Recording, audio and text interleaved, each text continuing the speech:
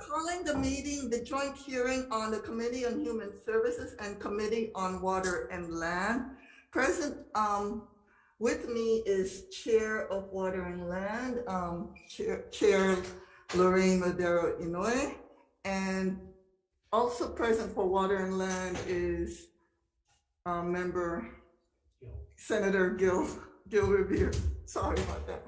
And myself, and I see also Gil Agran, also a member on Zoom. This meeting is being streamed live on YouTube. In the unlikely event that we have to abruptly end this hearing due to technical difficulties, the committee will reconvene to discuss any outstanding business at 3:10 p.m. for February 15th, 2022, room 225, and via video conference, and a public notice will be posted on the legislator's website. Your audio will be muted and video disabled until shortly before it's your turn to testify.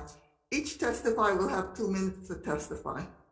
If there is a technical glitch during your time to testify, you may have to move on to the next person due to time constraints.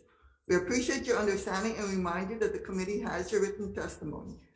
I will be reading a list of individuals who submitted written testimony for each measure. We apologize if the closed captioning does not accurately transcribe the names. If you're interested in reviewing the written testimony, please go to the legislator's website. You'll find the link on the status page for the measure. First up, we have SB 2372 relating to affordable housing. Requires state agencies to report annually to the governor's coordinator on homelessness on any vacant state land that could be utilized for construction of affordable housing. First up, we have Scott Morishige testifying for Governor's Coordinator on Homelessness, providing comments. Scott? Good afternoon, Chair San Buenaventura, Chair Inoue, Vice Chairs and members. Scott Morishige, Governor's Coordinator on Homelessness and Chair of the Hawaii Interagency Council on Homelessness. I'll stand on my written testimony, appreciating the intent and offering comments. Thank you. Okay, thank you very much. Next up, we have DLNR providing comments. Good afternoon, Chair San Buenaventura and Chair Inoue and Vice Chairs, members of the committee. Ian Hirokawa with DLNR Land Division. We will stand on our testimony, offering comments on the measure and be available for any questions. Thank you. Okay, thank you very much. Next up, we have Office of Public Defender providing support, written testimony only, and we have Hawaii Health and Harm Reduction Center, Nicholas Leverance, in support. Are you on Zoom? Not present, Chair. Okay, thank you very much. And we also have Ken Hiraki of Hawaii Realtors providing support, written testimony and support. Anybody else on Zoom wishing to testify on SB 2372? Members, any questions? So, sure. Sorry, I thought I muted that.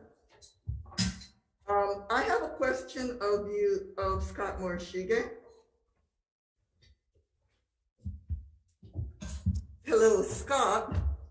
So, you know, when I was looking at this bill, I also looked at the Office of Planning website, and there was a session law that got passed in 2016 that required basically the same thing. It required the Office of Planning to create a special action team that gathered the information on all the vacant lands of the state and actually provided a report. And there was a 107-page report as to how to make those vacant lands available for affordable housing. So are you aware of that, Scott? Yes, I am, Chair. And the report did tier the lands, I think, in priority of which lands had infrastructure, which did not, and so on. So you are aware of the report then? So I'm thinking that, and there is a separate bill basically requiring the special action team to be reorganized and provide an update. And I think that was heard just a couple of days ago. You aware of that too? Yes. Okay, so I'm thinking that of amending this bill to take into, because it doesn't refer to that 107-page report, which already did the inventory of the vacant lands, by basically requiring you to review the 10-year plan and give us a report 20 days before the next session as to how we can use, as to the next steps. I mean, do we need to provide funding so that we could see, and which lands are the lowest hanging branch to provide infrastructure on? Okay, because it sounds, from what I've seen, the report was filed and nothing was done. And then there are people who have provided information and support for this bill that didn't even know that the report existed, even though it's on the website. So are you okay with that? With basically reviewing the plan and giving us recommendations as to whether any of the vacant lands can be used for either Ohana zones or affordable housing, and the cost and what it takes for us to do. Give us recommendations on next steps. So Chair, I think if the analysis is intended to determine the suitability of lands for housing development, an agency that has specific background in that area might be a better fit. However, if legislature's intent is for my office to handle that, I think we're open, but may require additional staffing and resources to be able to do that type of analysis, because it may involve potentially some contracting out. Okay, so the report already did the analysis. The only question is, I guess, updating it and seeing whether or not.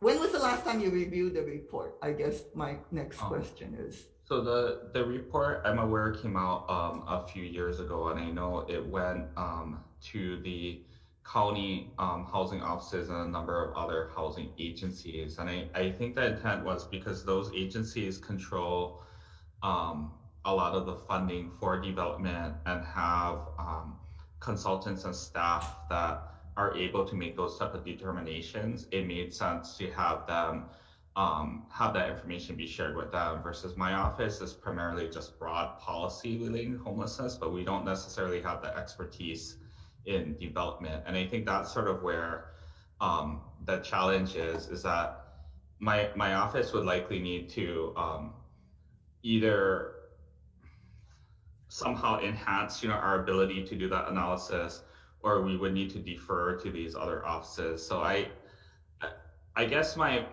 thought is I'm open to it, but I think if the intent is to figure out how suitable the properties are for construction or development, it does make sense to have someone who has that specialized expertise. Because when the Ohana Zones project, sometimes if I were to look at a property and just with my layperson's knowledge, it seems okay to me. What we would find out later on from people who actually are experts in it is that there's different issues either regarding zoning or different site work that may be necessary. And so that's why I think I'm answering in the way that I am, if that makes sense.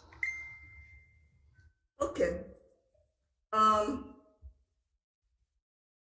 Would you be okay then for a basically, I'm going to amend this to just require you to provide a status report as to what happened to the agencies and why it has stalled. And give us recommendations as to next steps. Like you said, you may need additional funding for a position. And that would be like one of the recommendations, okay? So that's what I'm inclined to do, because we do have a report, so it doesn't make sense to pass this bill as is. I have no further questions. I have Chair. questions. Yeah, Go ahead. okay. Thank you. Ian from DLNR. Ian, yes. Are you familiar with Act 129 that Chair San Buenaventura commented on?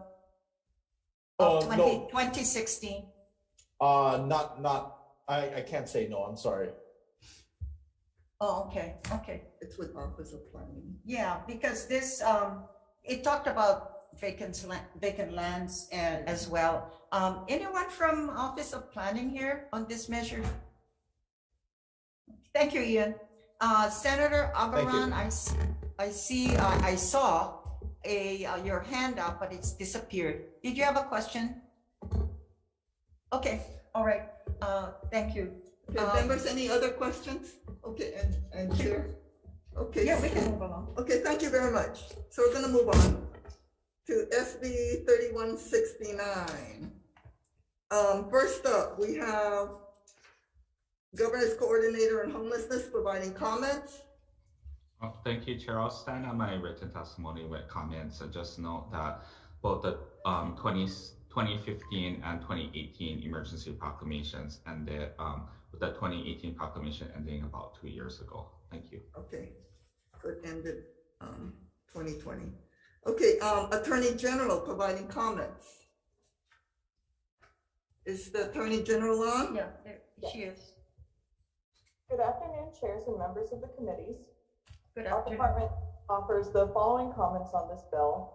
So to conform with Article 7, Section 11 of the Hawaii State Constitution, we suggest adding language to this bill clarifying that exemptions from Section 37-41 and 40-66 of Hawaii Revised Statutes shall not apply if the source of the appropriation was general obligation bond funds, unless the legislature determines that the appropriations or any portion is necessary to qualify for federal aid, financing, and reimbursement, or from the state's general fund.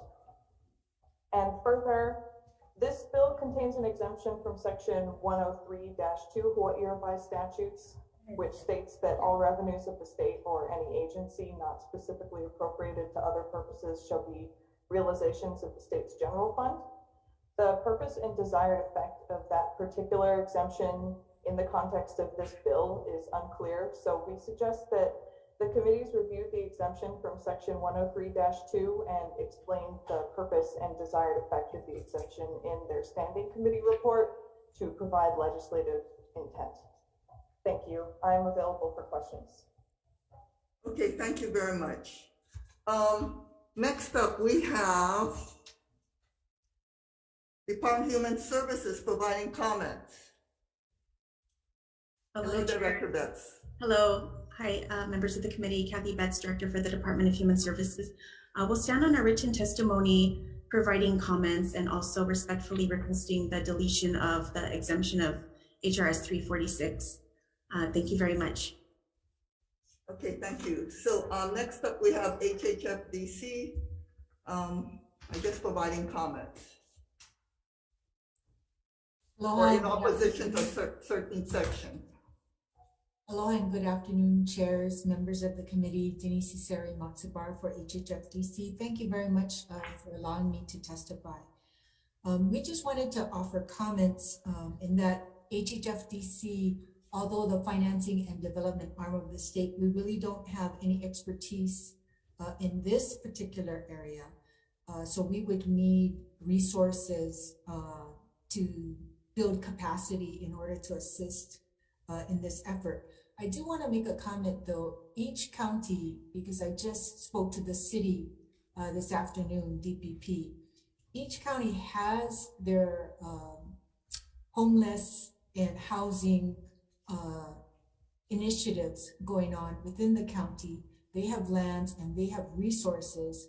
So in addition to that mapping that all the counties took place in for identifying tier 1 vacant lands with infrastructure for housing, there might be a way that maybe the governor's coordinator on homelessness can coordinate with the counties and see where each of the counties are in their projects and homelessness initiatives going on, because there may have been some impacts going on there. But as a whole, we don't have the expertise either. We'd have to build capacity and then collaborating with the counties in their own homeless initiatives, since I'm hearing much of them do have initiatives, I think would be a good idea. Thank you very much for the opportunity.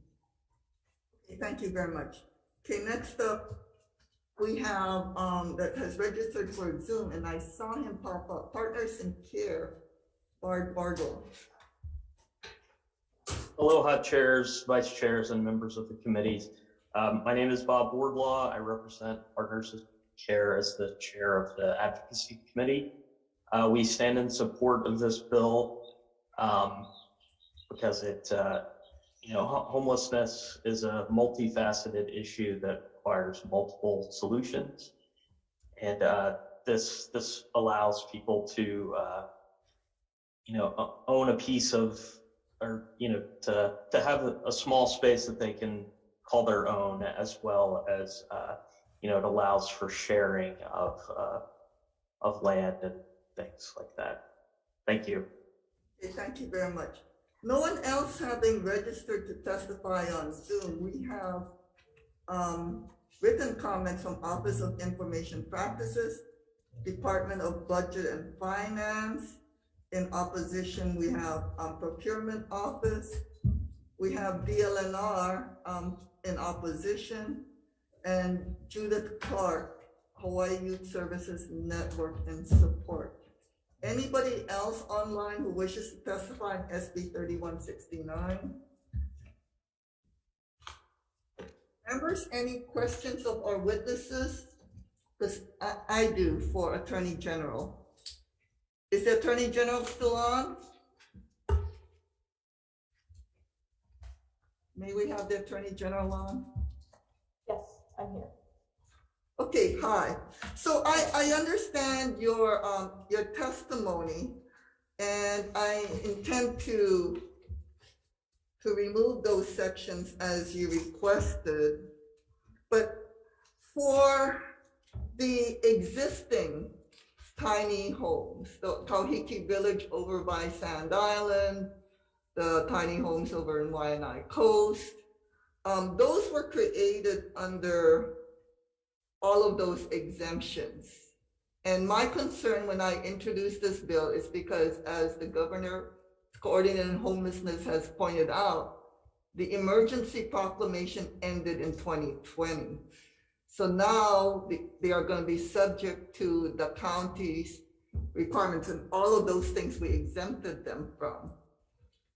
Would it make sense to remove your exemptions, which is, I think, on the second page, 3741 regarding GO bonds and appropriations, when those villages have already been created? I'm assuming that this language you want us to remove from the bill is only for those going forward. So my understanding of this portion of the bill is that it would only apply to projects constructed under the 2015 and 2018 emergency proclamations. I want to clarify that we aren't necessarily suggesting that the exemption be removed entirely, but it should be clarified that it doesn't apply to appropriations from the state's general fund or general obligation bond funds unless it meets the specific exception for necessity to qualify for federal aid, because of the limitations in Article 7, Section 11. I'm not sure to what extent existing projects use general bonds, general obligation bonds, or general funds. I don't have the requisite information to answer, in regard to the existing projects and what the impact on these projects would be. But we suggest just clarifying to limit the exemption to the types of funds that aren't specifically addressed by Article 7, Section 11.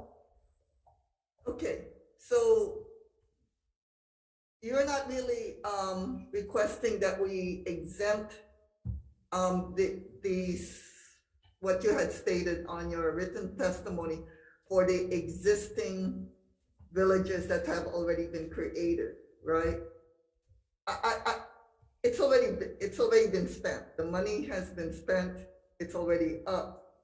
My concern is they're going to be knocked down if we don't do something about it. And all of those people, those households in Kauhiki Village and Waianae Coast and the new Kauhale will be kicked off out into the street.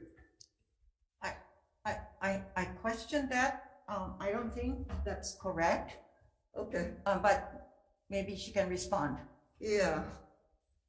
I mean, There's nothing in this measure that would, that there's a sunset on the existing villages that were built and using CARE Act monies or federal dollars. It shouldn't apply.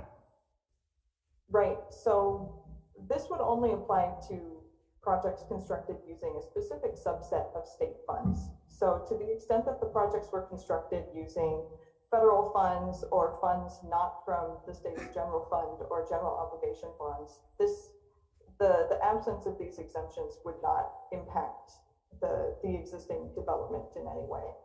okay, so would you send us your proposed amendments to this bill, specifically that language you have stated, okay? Knowing that my purpose is to not make these existing villages all of a sudden become illegal. Yes. Okay, thank you very much. Then I have a question, Okay, go Chair. ahead. Then I have a question. In the testimonies from others as well, it's when I read this, it's more of a county's responsibility. And as noted by HCDA, or was it Denise's agency, that the counties are already doing it. And so I'm wondering where the state fits into this. Okay, So that's an issue. So maybe we can direct all of these and change it to the counties, which the counties are already doing. So that's just a question, Chair. okay. Is this necessary? Because if it's covered by other areas in the counties, I'm not sure. I understand. You understand? Oh, Yes, okay. Yes, I do understand. Okay. So, Alright. So HHFDC, so I just want to make it offline, I mean, not offline, but I'll just make a statement to respond to Chair's concerns. I had a meeting with the homeless directors of each of the counties, and Denise is correct in that for the neighbor island counties, we have no problems with it. But for Oahu, that's why I specifically mentioned the Oahu tiny homes, and I left out the Big Island ones. The Oahu ones, Ashton Krutsky at the time, and I believe now it's Tricia LaChica, has said that they do have problems if we don't exempt it. And that was when I did the site visits of this. So for Denise, my question is for you because you're up. If we remove that section naming HHFDC as a,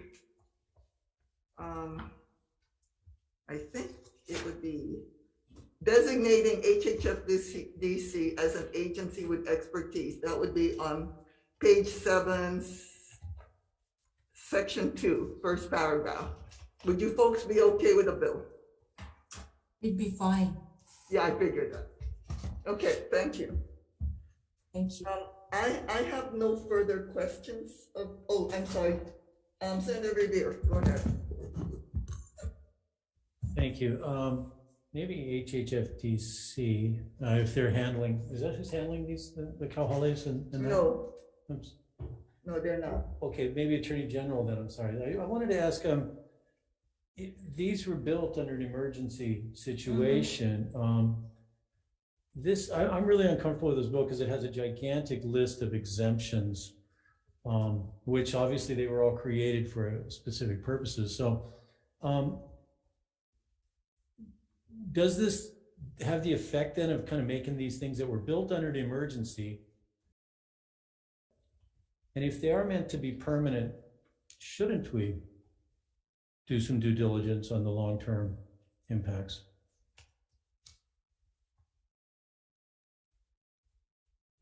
I know it's a policy question more than a legal So question. I'm sorry, it's not meant for permanent, it's for as long as the state holds the land lease. Because they were all built on state land. Right, but if they're already built, I'm not understanding Yeah. the purpose of this, Chair. And I'm always very concerned about Okay. broad exemptions. So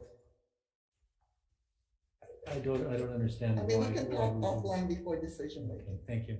Can I But, just offer a comment, Chair? Yeah, please do so.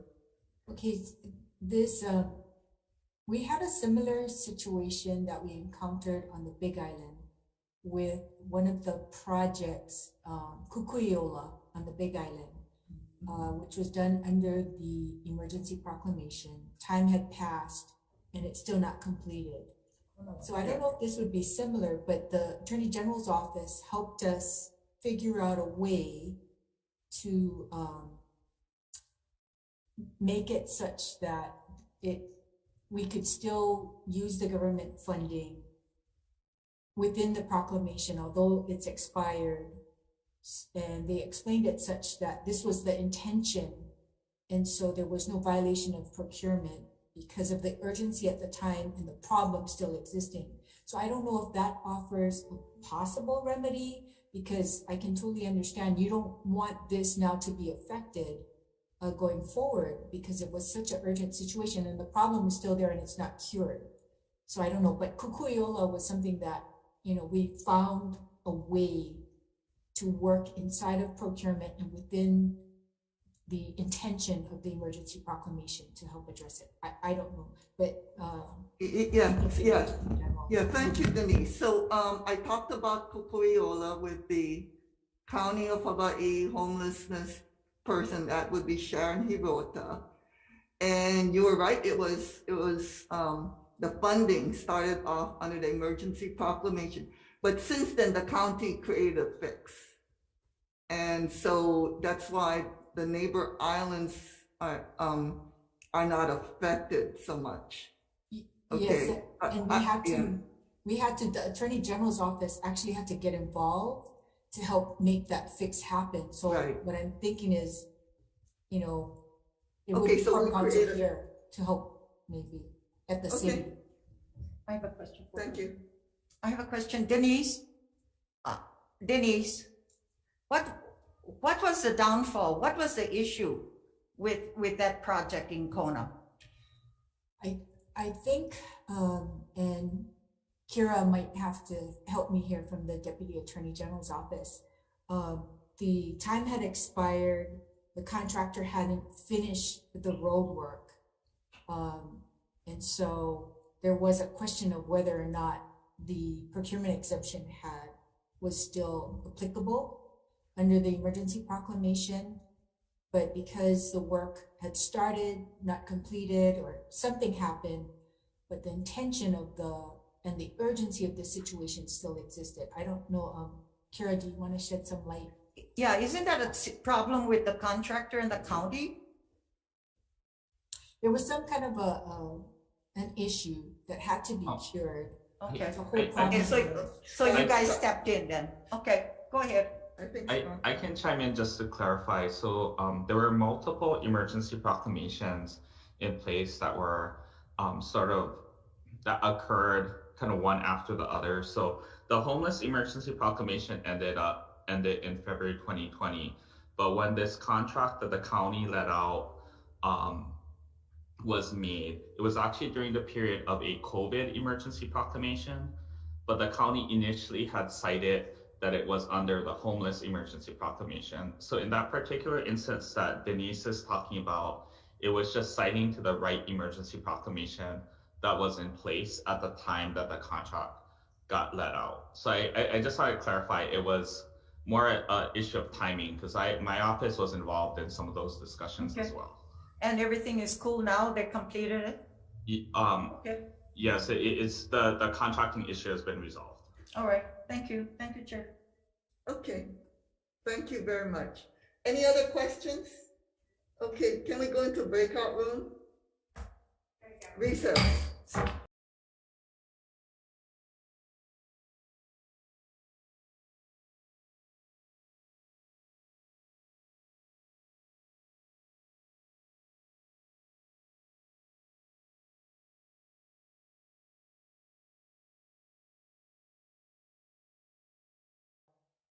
Okay, so, Gavelin.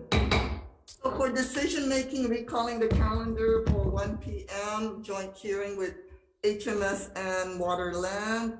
So for SB 2372, Chair's recommendation is to pass with amendments.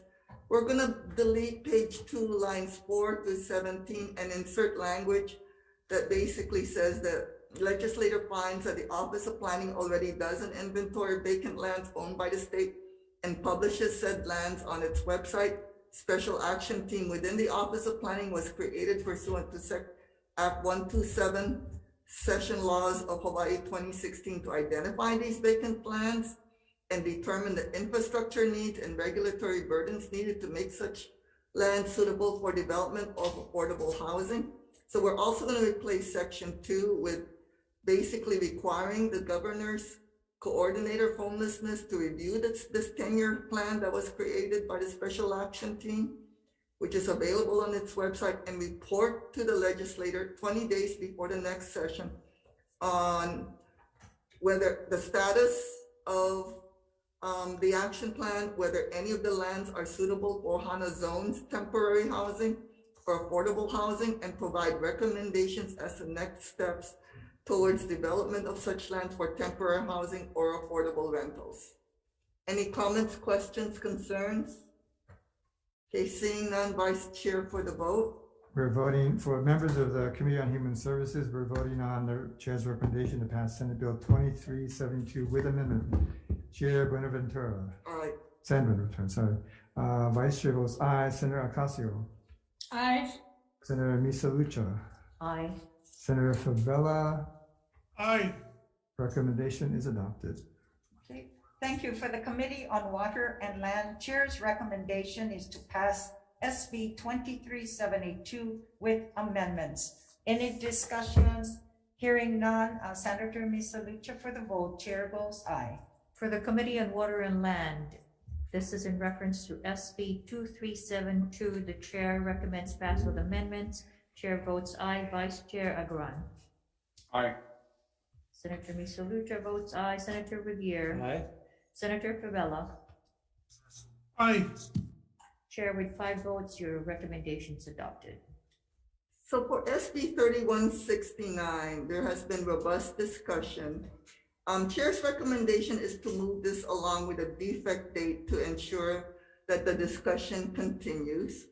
We're going to accept the AG's amendments request. They will provide us the written amendments. They provided their concerns already by testimony, written testimony.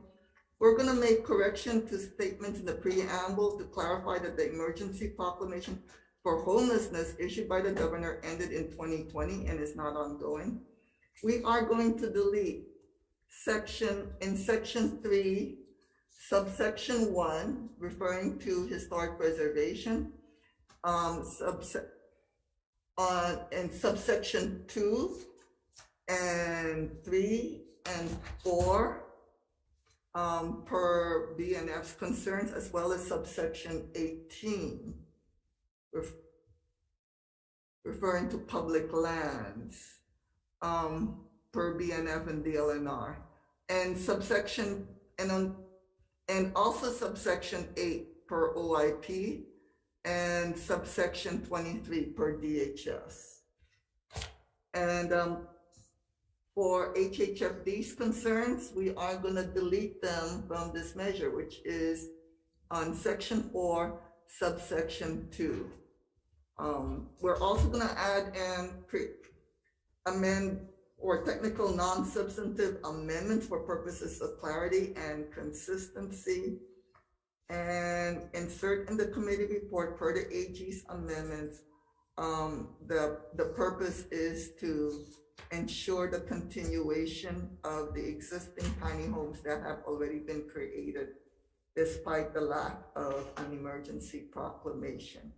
And I understand a number of people have concerns, but I request that we pass this with a defect date to ensure continued discussion through the session. Vice Chair for the vote. Discussion? Cool. Any comments, concerns? Yes. Yes. I have concerns that this bill, I understand, is for Oahu. I don't hear a request from them, and they did not testify, although they knew about it. So I'm not sure if that indicates that the message is go ahead if you folks want, but we don't need it, or I would expect that the next in Ways and Means that they would submit and determine, show a clear sign whether they request this measure or not. So I'll be going WR. Okay, thank you very much. Chair? Yes. Thank you. We haven't gone water land yet. Okay, sorry. Okay, so for Human Services, for the vote, Vice Chair. We're voting on the chair's recommendation to pass Senate Bill 3169 with amendments. Chair San Buenaventura. Aye. Vice Chair votes with reservations. Senator Ocasio. Reservations? Senator Misa Lucha. Aye. Senator Favela. Reservations. Recommendations adopted. Thank you. The Committee on Water and Land on SB 3169 is to pass with amendments. Any discussions? Senator Revere. Thank you, Chair. I appreciate the intent of this measure, and I want to support the intent. However, I have some grave concerns about these mass exemptions of our laws and requirements, and the impacts that it could have in future deliberations about projects. When you have an emergency and you have to do something, I understand that you've got to make things happen, but I really worry about potentially setting precedents for doing things under emergency and then they just never go away. The emergency continues. So for those reasons, I'll support the intent to keep this conversation going, and I'll vote with reservations. Okay, thank you. Any discussions, further discussions? Hearing none for the Committee on Water and Land, then the chairs recommend that we pass SB 3169 with amendments. Senator Misalucha for the vote, chair votes aye. We are voting for Senate Bill 3169 for the Committee on Water and Land. The chair recommends pass with amendments. Chair votes aye. Vice Chair Agaran. Senator Misalucha votes aye. Senator Revere. Reservations. Senator Favela. Reservations. Chair, your recommendations adopted. Thank you. Okay, thank you very much, folks. We are adjourned. Thank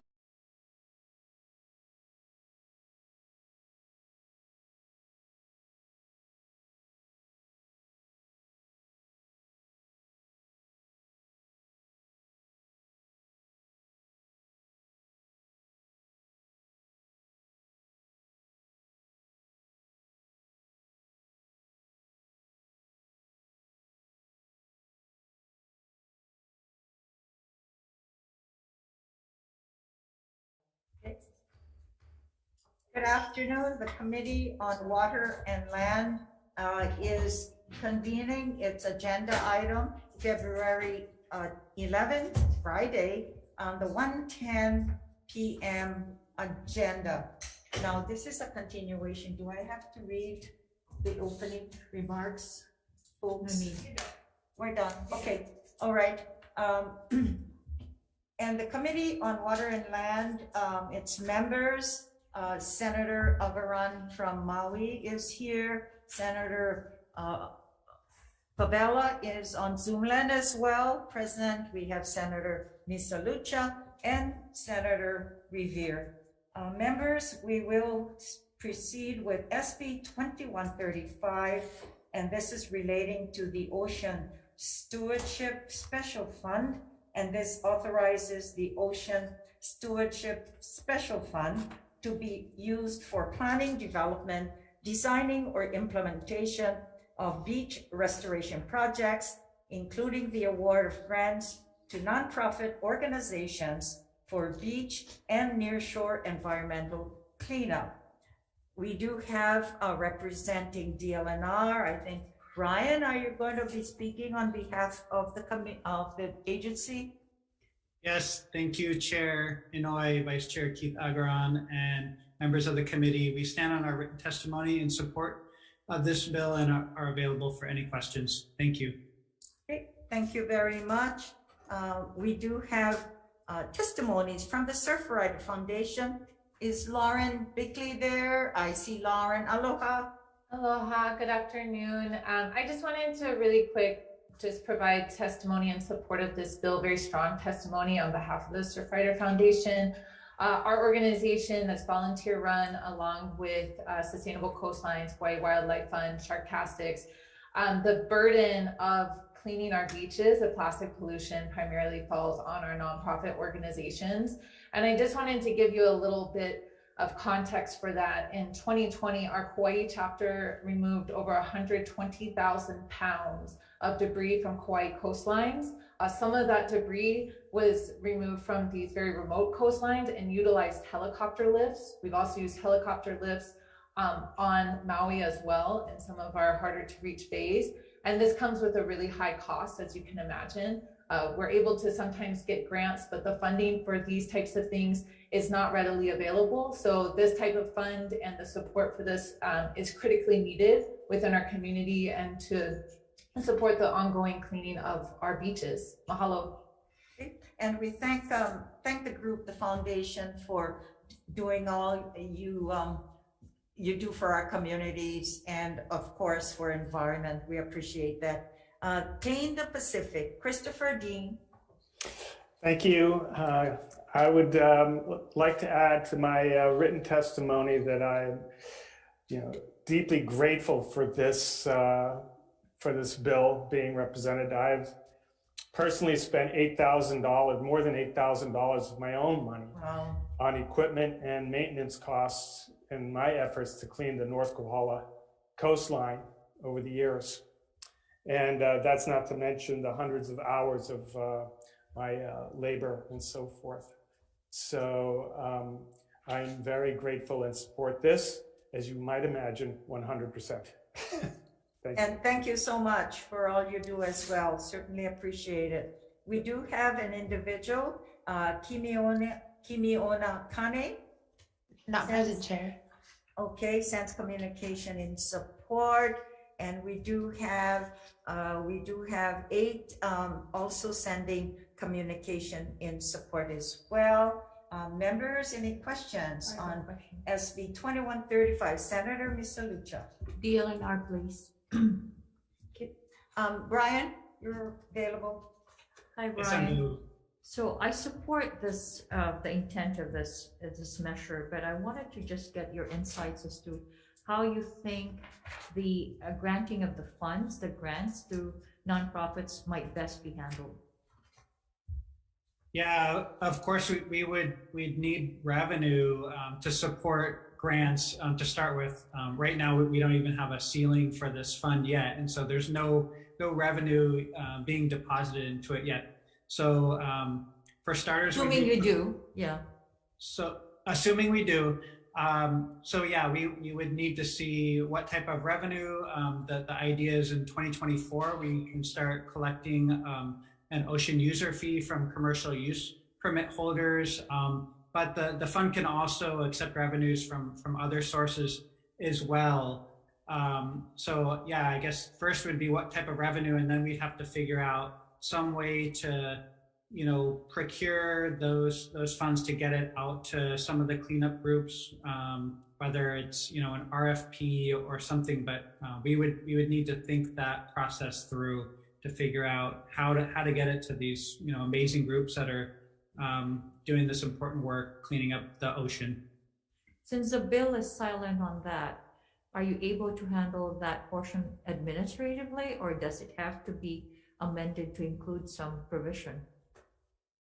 Yeah, I mean, it would be a lift where we're at now. We're up for the challenge, but we would certainly welcome, some extra support to be able to administer it. But again, we had intended this fund to support ocean stewardship projects, and we'll follow through with that. But it's certainly a big job to administer grants. Okay. Thank you. Then Brian, the question is, since this, with the creation of Act 46, so you haven't moved on it yet. At the time, refresh my memory, did the did this, was there any funds created with the bill that was passed last year on Act 46?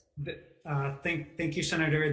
There was no funds, established with the fund, and then there was also stipulations that we couldn't collect user fees till 2024. That's not to say that the fund can't accept other revenue sources once a ceiling is established. Hope that answers. Yeah. Okay, then I have a question with regards to what you just said.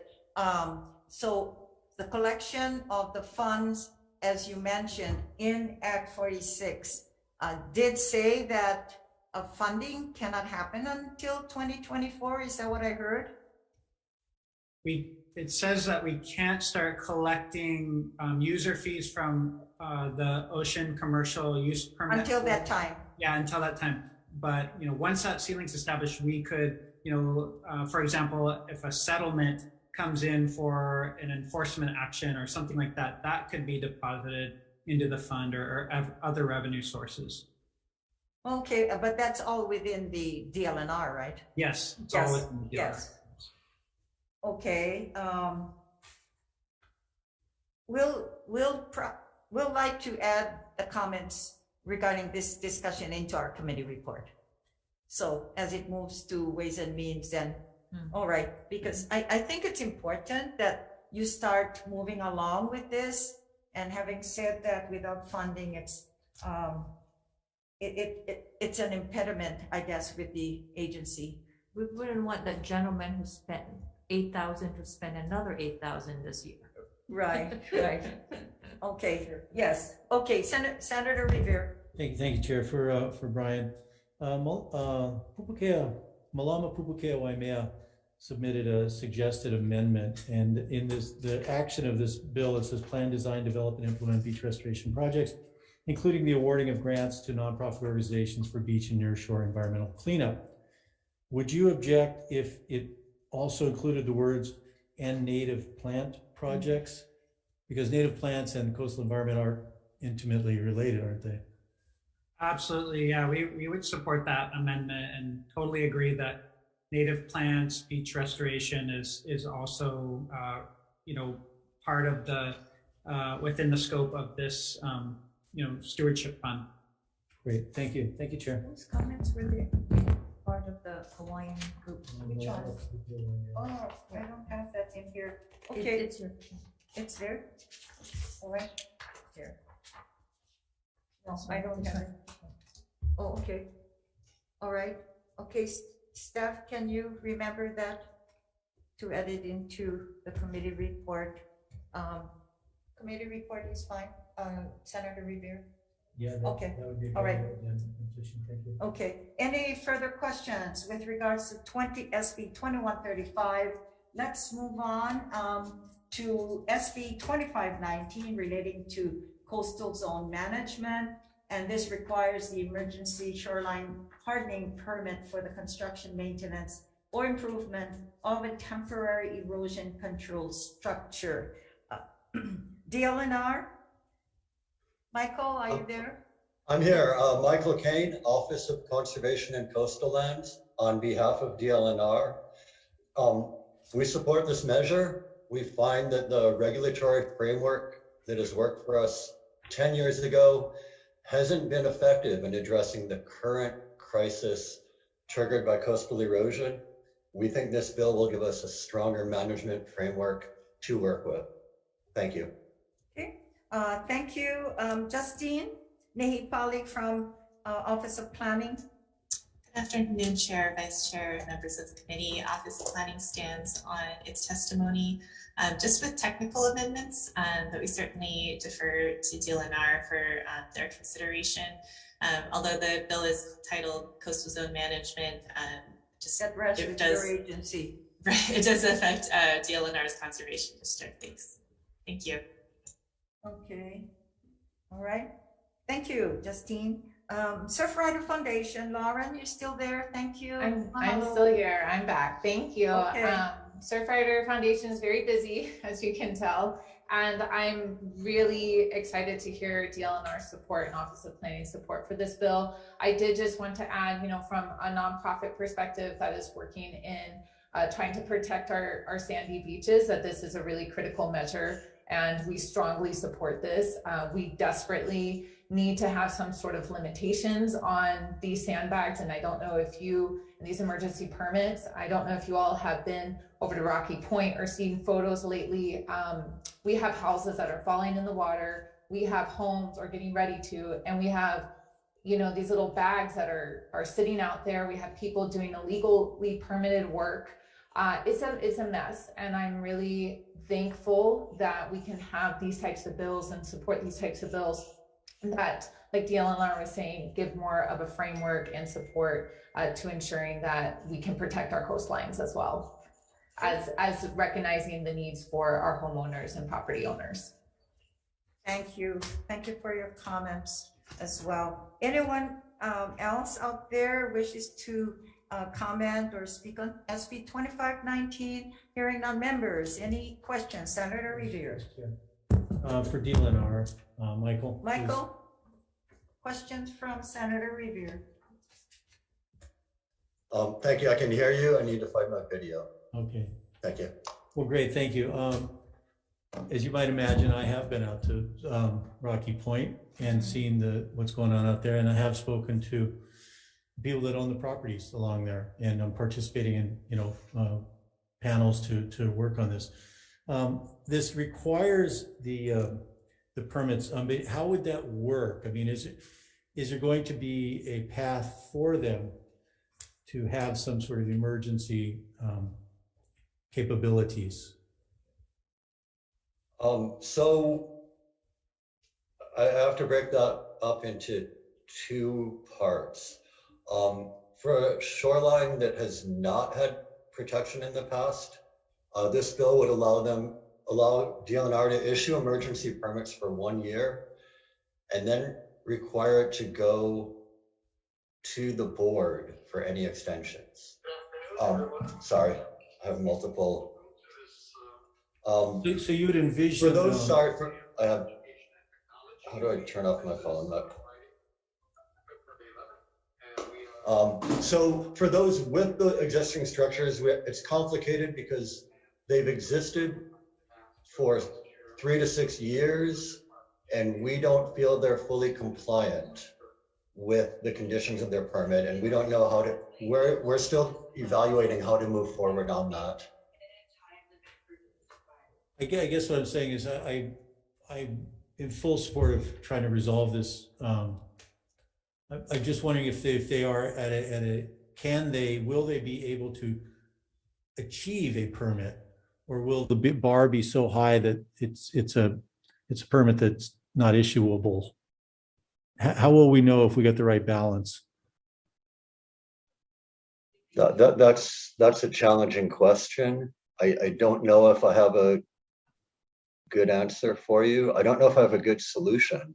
No, I don't think there is a great solution. Maybe we can talk about this. We can. I don't think the bar is too high, but we do need to recognize that the oceans are rising. There's a problem. So, sorry. Thank you. So I'm in support of this, but I'd like to let's talk offline and continue the conversation. Sure. Yes. I'd like to continue the discussions though. And I know this is impacted heavily on Maui as well, as we dealt with the situation last year. And I'd hope, because the landowners and the leases as well on the properties, that the owners have put in temporary measures, and that's to assist, creating more incoming waves into their properties. But I just hope that we won't continue to tell them that they must remove it, because I think for you and the permitting process, we should try to work with each of the land areas and work with them and to see how we can harden it and make improvements, rather than having them destruct what they did, because it seems like it was a temporary fix. So if we're gonna do that, and then you folks don't do anything, they remove it, then it doesn't help anything at all. So we hope that you'll be able to work with all of those that have tried on their own to mitigate the measures that affects their properties. Okay, that's part of the, I guess, the permitting. Now, when you do the permits, are you gonna have rules made? Or that's correct. We would anticipate incorporating this act or bill if passed into our revisions for Hawaii Administrative Rules 13-5. Okay, all right. At least everyone can participate in seeing what the procedures will be then forthcoming. Okay, thank you. Senator Agaran. This is for DLNR. Right now, the language in the bill provides for the discretion of OCCP to require a surety bond to ensure that there'd be means to remove. What kind of criteria would you use to decide whether to require it? I mean, should it be discretionary, or should it just be mandatory? That should be part of the permit requirement. And that's why I raised the issue earlier as well. It's exactly the question that Senator Agaran is raising. And okay, Michael. Okay, so for us, the purpose of the surety bond would be to ensure removal. One of the issues we're facing is that structures that were placed on the land that we feel no longer serve a purpose remain on the land. We end up in litigation or contested cases trying to bring enforcement actions. And that's pretty much clogged the system, both with our board and with the Attorney General's office. So whether your question, whether the surety bond should be discretionary or mandatory across the board, I'd have to reflect on that. My preference is for discretionary, but I could see arguments for both sides. That's a wishy-washy answer, but we want the discretion to have it at least. I think real discussions must happen in the agency, because this doesn't affect only resorts. There's actions of this throughout the state with residential properties, and many of them won't even be able to get a bond. So anyway, further discussion. Senator Agaran, are you satisfied, or more questions? No, I didn't think you would have a real answer. I think it's a tough question. Correct. But I think as this bill moves forward, it's something for them to consider. Okay, good, great. Thanks, Michael. And this measure, I think, continues on to judiciary and WAM. So if you can sort of be a little more prepared and see if you can come up with some answers moving forward, or you can make some adjustments and amendments to the measure at that time. Okay, thank you so much. Okay, let's move on, members, because I think we're heading down to almost an end time for the committee. Let's move on then to SB 2833, and this is relating to the Waikea Peninsula redevelopment, and this establishes the Waikea Peninsula Redevelopment District and Planning Committee for the redevelopment of public lands on the Waikea Peninsula on the island of Hawaii. Okay, Attorney General, with regards to SB 2833. Aloha, who's Hi. with us today? Hi, good afternoon. This is Linda Chow, Deputy Attorney General. I have only a few points I've provided written testimony, and I would just want to make a few brief points. First of all, we believe that this bill could be challenged as violating Article 11, Section 5 of the Hawaii Constitution, and that it would be considered a special legislation. We also believe that we have concerns regarding specific provisions in the bill, which we have pointed out in our written testimony. And that we believe that if any of the leases that are within the redevelopment area were originally let by public auction, that those leases could not be renegotiated or modified based on the wording in the bill as it currently is written. I'm available for other questions if you have any. Yes, thanks, Linda. Staff, did you forward the SD1 to the? Okay, so Linda, you were working on the draft as circulated? I did not get a copy of the draft as circulated. Okay, all right. We'll forward. I have some amendments that I'd like to make on the Senate draft. So can you stay around as we deliberate on this measure? Thank you. I just want to point out that the companion bill is actually also being heard by the House on a 215 agenda. And so I have to bounce back and forth as best as I can. Okay, and one thing, why don't we do this as well? My staff will send you a copy of the SD1 in the meantime. And as you moving along, we will send, staff is hearing me now, so they'll send it to you. Okay. Okay, thank you. Thank you. Appreciate that. Zendo Kern, County of Hawaii Planning Department. Good afternoon, Chair Inoue and Vice Chair Keith Agaran. Zendo Kern, Planning Director for Hawaii County. Pleasure to be here. Thank you for giving me the opportunity. I testified in support of the companion bill as well. I'd like to make a couple clarifications. I support the proposed amendments coming up to it. I obviously am not going to support anything that doesn't meet our laws and our code. I think it's important for me to explain that this is not against anyone.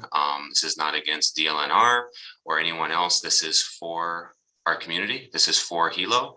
And how do we solve for that? You know, I'm born and raised here, grew up here. And, you know, at one point when I was a kid, it was still kind of a thriving area down there. Uncle Billy's was still happening. Nani Mau, Hilo Hawaiian, we used to go watch the fireworks. And it was a lot of really happy times. And over the years, we've seen it deteriorate. I'm really happy to see what did happen with the Nani Loa, and we can see the potential there. There's so much potential within the Waikea Peninsula for our community that I think we really need to focus and do whatever we can to do that. I look at these measures as just another way to move that forward. Again, not against anybody. Personally would love to work in collaboration with all. See my good friend Bob on here. He knows that as well. So that's my take is, you know, how do we move something forward that's going to be good for our community and good for that area? And I think having something like this is a really good move in the right direction. And I'm happy to answer any questions, but that's where I'm coming from. So thank you for the opportunity. Mahalo. Okay, thank you. Can you tell, excuse me, can you tell Tammy to look for it? Okay. Thank you, Zendo. We did send a copy of the draft to you as well. And so I'm sorry if you hadn't had a chance to see it and make comments. I do have the draft. I'm reviewing that. And so I support the bill as proposed to be amended. Okay, thank you, Zendo. Thank you. All right, DLNR. Who's testifying for, Kevin, are you there for DLNR? Yes, yeah. Or, okay. Yeah, good afternoon, Right. Chair, Vice Chair, committee members. Kevin Moore, DLNR Land Division. The department will stand on its written testimony in opposition. The division is available for questions as well as First Deputy Bob Masuda. Thank you. Okay. Thank you. One question for you, Kevin, or DLNR. Your testimony is with regards to what's before us on 2833. So Right. You're not commenting on the Senate draft as well yet. That's correct. Okay, thank you. Craig Hurai, Budget and Finance.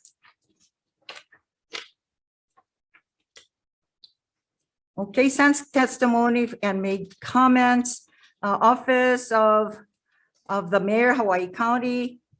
Who's representing Hawaii County today? Sends communication in support. Primary Care, Hawaii Primary Care Association, Eric Abe sends communication in support, as well as Jim McCulley, and we have League of Women Voters in opposition, and I would think it's to the original measure before us. Any questions, members? Okay, hearing none, let's continue our agenda items. Are we on 3188? Okay. SB 3188 relating to flood mitigation. This appropriates the funds for flood mitigation measures at Makaha Valley and Lualualei based on structural and non-structural measures recommended in studies previously conducted. Cardi Chang or someone from DLNR. I'll take or it. Ed, is that Ed? Who's there? I'm here. Can Oh, you- okay. Yeah. All right, Cardi. Hi, Chair Inoue, Vice Chair Keith Algon, members of the committee. Cardi Chang, Chief Engineer, on behalf of Chairperson Suzanne Case. We respectfully oppose this measure, and let me clarify our position on this. Our opposition is based purely on being designated as expending agency for all but one of the projects identified in the bill, and not necessarily on the intent of the bill. And I'll try to articulate our reasons for opposition. First of all, DLR has no land interest in the Makaha Valley. Much of the land is private property, and much of the upper watershed, approximately 3,000 acres, is under the city board of water supply. Some of the roadways are under the city's jurisdiction. So whenever you start to appropriate public funds for private benefit, that raises a concern. The estimated cost of the projects cumulatively was over $100 million in 2014 dollars. So, you escalate that, it's going to cost even more. The bill did not designate any funds to maintain these flood improvements. So anytime you build something, you're going to have to appropriate funds to maintain these improvements in perpetuity. So that's another problem. The counties under 46(1.5), as we noted in our testimony, do have the authority to construct projects for control and protection against flood and floodwaters. The counties also have the enforcement powers to maintain streams and waterways. The counties also have the authority to regulate development of floodplain, as well as require large developers, such as maybe if you want to build a golf course or housing development, they can require those developers to implement flood projects into their development plans. We don't believe DLR's mission includes implementing flood improvements. And if the legislature does decide to move this measure forward, we recommend revising the expending agency from DLR to another entity that is more appropriate to take on these improvements. Thank you. I'm available for questions. Thank you. Thank you, Cardi. Appreciate it. We do have communication from Austin Salcedo. Is Austin available? Aloha. Yes, I am. Thank you, Chair. Appreciate it, all senators and Senator Favela. Thank you very much. I'd like to share some clarity and to excuse me for any kind of misspelled words on my written testimony. But to shed more follow-up on these matters, I support the intentions of Bill 3180 with reservations and amendment as follows. I oppose and protest against portions of the 3188. In specifically subsection 3, paragraph on Noholio Road I recommend deletion and strikeout of the entire subsection as a landowner on this Noholio Road. There was none shared landowners of any sort of flood mitigation study on Noholio Road, and none to the Waianae Coast Neighborhood Board monthly meeting last year. There was no discussion or transparency about Noholio Road in discussion. As a landowner, I personally do not have any problem.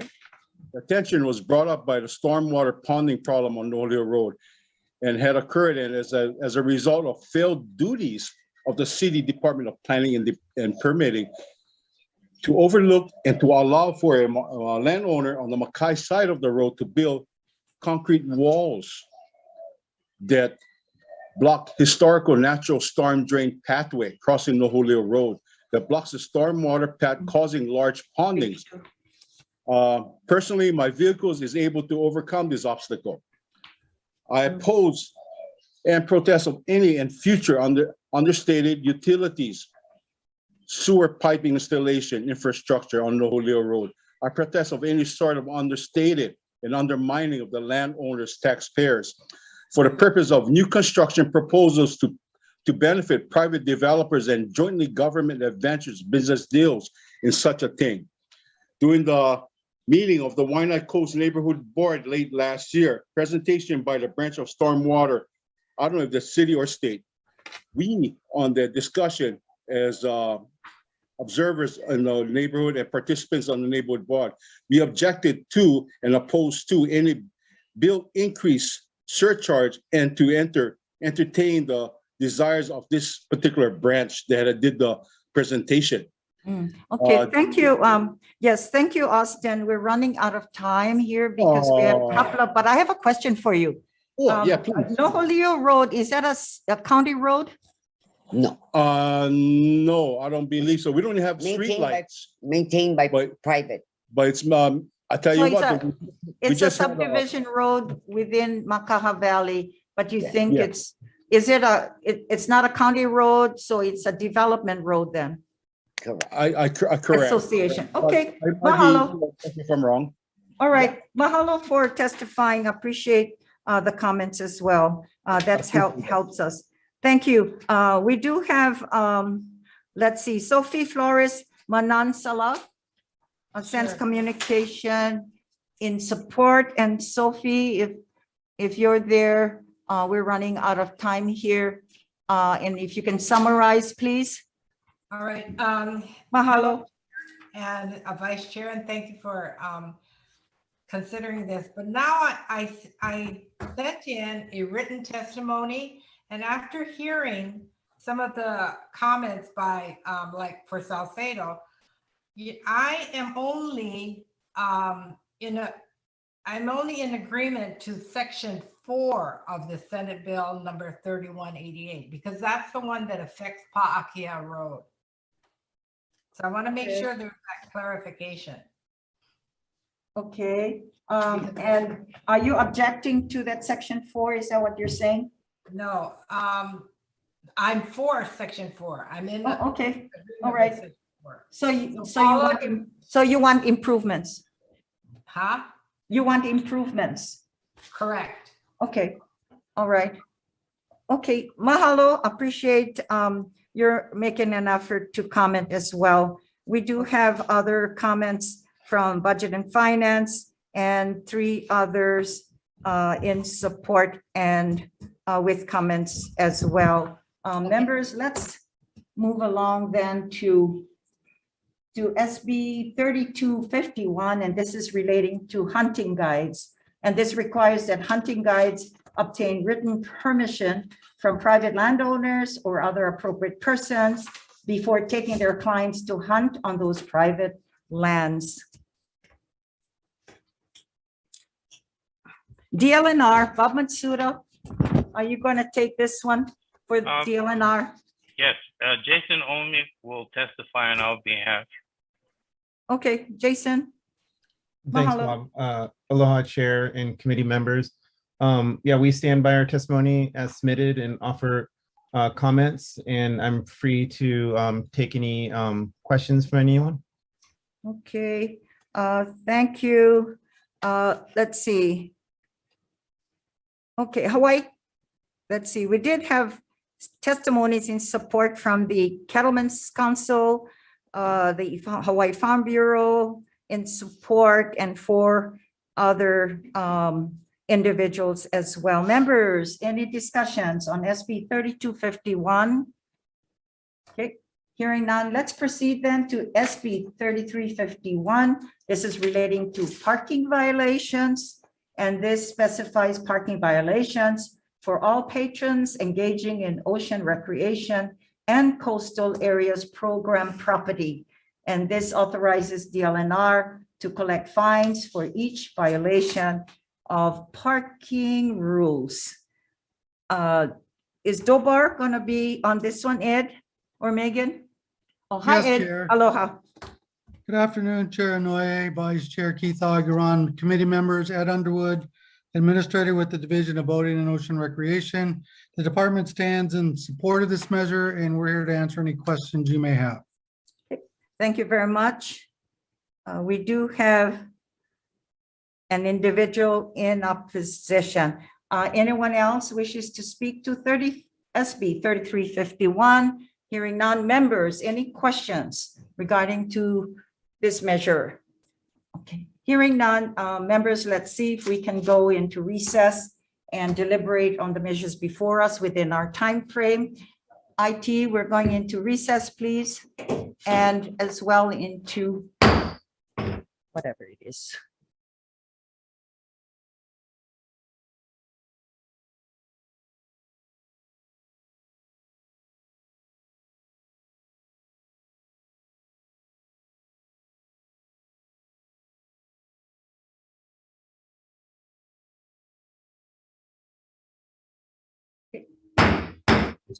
The Committee on Water and Land is going into decision-making on its agenda of Friday, February 11th. And we'll start with the first item, members. It's SB 2135, and this is relating to the Ocean Stewardship Special Fund. Chair's recommendation is to pass with amendments. We'll be defecting the date to July 1st, 2050. And I'd like to add into the committee report the language and comments suggested by the Malama Pupukea Waimea group, I guess, or association, and that we appreciate their participation as well. Any discussions on SB 2135? Hearing none, Senator Misalucha for the vote. Chair recommends that we pass SB 2135 with amendments. For Committee on Water and Land, for SB 2135, Chair recommends pass with amendments. Chair votes aye. Vice Chair Agron. Aye. Senator Misalucha votes aye. Senator Revere. Aye. Senator Favela. Aye. Chair, your recommendations adopted. Thank you. SB 2519 relating to coastal zone management.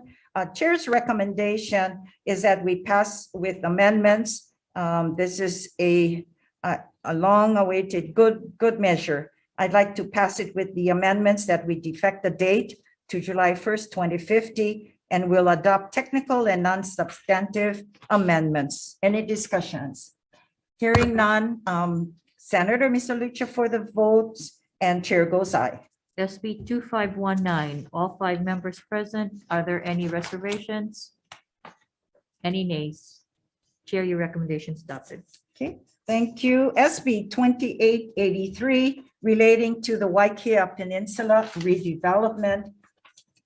Chair's recommending that we amend this measure, and I'll read the amendments. And you all have a copy sent earlier, and we'll read it on item 1. We'll be inserting the findings to provide further information on the Waikea Peninsula area and how the area provides economic and social opportunities and well-being to Hawaii residents and its role as a tourism and economic hub in East Hawaii. Secondly, we'll be renaming the Waikea Planning Committee to the Waikea Redevelopment Planning Committee. And third, we'll be limiting the powers and the duties of the Planning Committee to planning and advising and serving as an advisory committee to the Department of Land and Natural Resources. And fourthly, retaining all management of public lands, including leases within the Waikea Peninsula under the Department of Land and Natural Resources. 5, we'll be deleting language that would have authorized the Planning Committee to do the following. A, lease public lands in the Waikea Peninsula Redevelopment District and renew or renegotiate leases in connection with any project contained in the redevelopment plan. And we'll be deleting as well. We'll be reducing or waive the lease rental on any lease of public land for any project in the Waikia Peninsula Redevelopment District that requires substantial improvements not exceeding 1 year. C, will make and execute all contracts necessary for the exercise of the committee's powers and functions relating to the Waikia Peninsula Redevelopment District.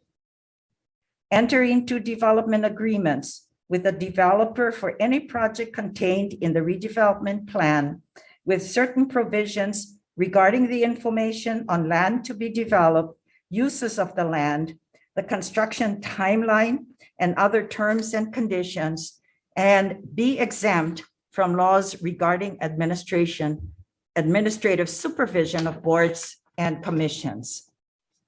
We'll be deleting language specifying the rental calculation for public takings under the redevelopment plan, requiring the redevelopment plan to be submitted and adopted by the board and Land and Natural Resources, requiring the Board of Land and Natural Resources to render a decision on any proposals submitting following the adoption of the redevelopment plan within 1 year of the submission date or proposal shall be deemed approved. Now, members, as I continue, we are deleting the languages as I read forward, continue to read forward. We're requiring the Board of Land and Natural Resources to submit the plan adopted and request of appropriations and authorizations of bonds necessary to implement the redevelopment plan to the legislature. Deleting lease requirements that would have been issued by the committee. Removing the establishment of and appropriations into and out of the Waikia Redevelopment District Revolving Fund. Removing any unnecessary transfer language. We'll be inserting a blank. This is item 13, inserting a blank appropriation from the general fund for fiscal year 2022 to 2023 to the Department of Land and Natural Resources for the Waikia Redevelopment Planning Committee. Inserting an effective date of July 1st, 2050 to encourage further discussion and making technical non-substantive amendments to the purposes of clarity and consistency. Members, any questions? To SB 2833. Hearing none, let's move on then to, sorry, we'll be voting on this massive measure. Thank you so much for your patience. Chair's recommendation then on SB 2833 is to pass with amendments. Any discussions? Hearing none, Senator Misalucha. Reservation, sorry. Okay, thank you, Senator Favela. Senator Misalucha for the votes, chair goes aye. Thank you. SB 28033. This is passed with amendments, and chair's recommendation, and chair votes aye. Vice Chair Agaran. Aye. Mr. Lucha votes aye. Senator Revere. Aye. Senator Favela. Reservations, right? Okay. Reservations. Recommendations adopted, Chair. Thank you. SB 3188 relating to the flood mitigation. Chair's recommendation is to pass this measure. I'd like to move it along with the amendments defecting the date to July 1st, 2050. And we replace all the references to DLNR as the expending agency with the city and county of Honolulu. And we delete subsection 3, page 2, from lines 9 to 16. And these are recommended by Mr. Salcedo's amendments. Any discussions with regards to the amendments? Hearing none. Chair's recommendation then is to pass SB 3188 with amendments. Chair votes aye. Senator Misalucha for the vote. With all 5 members present, are there any reservations? Any nays? Chair, your recommendations adopted. Thank you. SB 3251, this is the hunting guides. Chair recommends that we pass with amendments, defect the date to January 1st, 2050. Any discussion? Hearing none, Chair's recommendation then is to pass SB 3251 with amendments. Senator Misa Lucha for the vote, chair votes aye. With all 5 members present, are there any reservations? Any nays? Chair, your recommendations adopted. Okay, thank you. SB 3351 relating to parking violations. Chair recommends that we move this measure only passing with the amendments defecting the date to July 1st, 2050. Any discussion? Hearing none, Senator Misa Lucha for the vote, chair goes aye. With all 5 members present, any reservations? Any nays? Chair, your recommendations adopted. Okay, thank you. Members, on a deferred matter that we heard, when did we hear this? We heard this measure last week, or was it Wednesday or Monday? I need to say that. Monday, okay. Deferred matter we heard on Monday to SB 2799 relating to Kaiwi Coast. And we did ask if we could confirm and work to make some necessary changes as per the testifiers. And so we'd like to pass this measure with amendments on relating to the Kaiwi Coast, is to defect the date to July 1st, 2050. And on page 2, lines 4 and 18, we'd like to strike a shall and replace with may. And on page 3, line 3, we'd like to add that shall be considered for designation as considered conservation land. And we'll delete the following sentence, change the interpretive specialist to interpretive tech, and add 1 FTE general labor. Any discussions? Hearing none on this measure, Senator Misa Lucha for the vote, chair goes aye. For SB 2799, chair recommends pass with amendments. For all members present, are there any reservations? Any nays? Chair, your recommendation is adopted. Okay, thank you. And members, yes, Senator. Yeah, sorry. I don't know if you guys registered my vote for 3188. Was frozen. I could see you guys, but you guys. Okay, and you confirm which one? What bill, Senator? 3188. 3188. 31, the flood mitigation. Oh, was that reservations for you? That was a no vote for me on No, that. okay. Okay. And then 3251 was an aye. 3351 was a reservations. 3251. With reservations. And what the previous one? 3251 was an aye. Yeah. 3351 was reservations. The last one, 3351. Yes. Okay, thank you. All right, Thank you, I guys. think, thanks for letting us know before we take this into, wait, hang on. It delayed, So 3351 is a reservation, but Aye. 32, okay, that's, and then 3251 is reservations. 3351, sorry, let me do this again. 3251 is an aye.